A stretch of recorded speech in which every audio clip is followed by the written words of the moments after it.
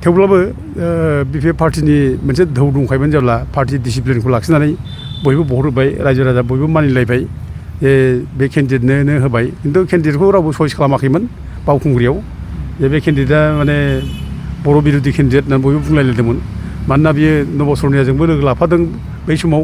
जे बर' बेरेखा बे अबर' संगठन दानानै बे ओंखारफादों ओंखायनो बिनि प्रति रायजोफोरा बिसास खालामनाय गैयामोन आरो बेखौ गोजान बादोंमोन दा थेवबो बिपिएफनि मोनसे धौ जाबाय जेब्ला बिपिएफखौ फोथायनाय पार्टिनि प्रति आस्था बयबो थाबाय जेब्ला रावबो जेबो बुंलायाखिसै होनाय जाबाय बेनोनो दा जाहाथे बियो जाहाथे खुनु दिन जाहाथे माबा खालामा उनाव बर' बेरेखा जाहाथे खामानि मावा अबर' सेन्टिमेन्ट जाहाथे खामानि मावा जों बेखौ लुबैगोन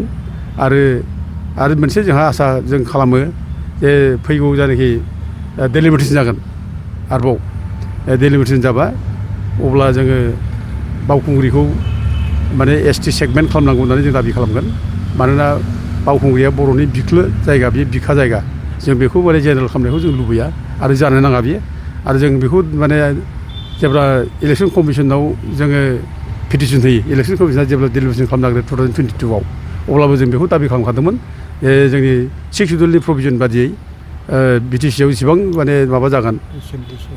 एसेम्बलि सेगमेन्ट जागोन बेफोराव गासिबो रिजार्भ जानांगौ होननानै जों बुंबाय थादोंमोन जों दाबि खालामदोंमन खिन्थु जोंल' दाबि खालामबाय जों दिफेन बर'मोना एबसुआ दिनै माने 6टा समस्तिखौ लानानै बिसोर गोजोनबाय मालाय फुरथि खालामबाय बमा गावबाय दा बे खेत्रआव इलेक्सन कमिसनाबो जोंनि दाबिखौ मानियाखिसै जोङो माने 6टाखौनो लानानै थाथ'नांबाय जोङो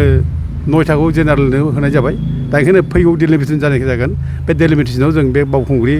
ओमफ्राय परबजरा बेफोरखौ जाहाथे जोङो एसटि होननानै जों जाहाथे सोसनफिननो हायो जों बेखौ नाजागोन आरो दा माने बिजनि जानाखि कुइसन बिजनियाबो मोनसे बर' हल जायगा बेयो बर'नि सेन्टिमेन्टजों नांजाबफानाय जायगा बेयो बिजनिया दा बेयाव नैबे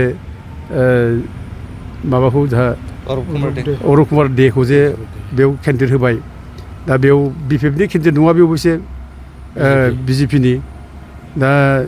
बिपिएफआ बेयाव होयोमोनब्ला देरहागौमोन बयबो बुंदों नंगौमोनबो देरहागौमोनबो आरो बेयाव बे अरुप कुमार देआ गावनि माबाजों बे देरहायाखै आरो बिजेपिआबो खोब